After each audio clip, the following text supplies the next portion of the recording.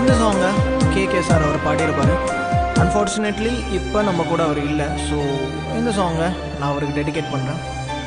கேளுங்க.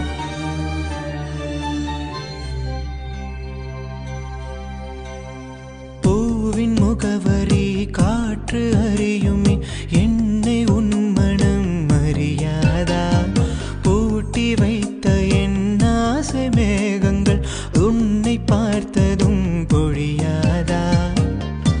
பல கோடி பெண்கள் தான் பூமியில வாழலாம், ஒரு பார்வையால் மனதை பறித்து சென்று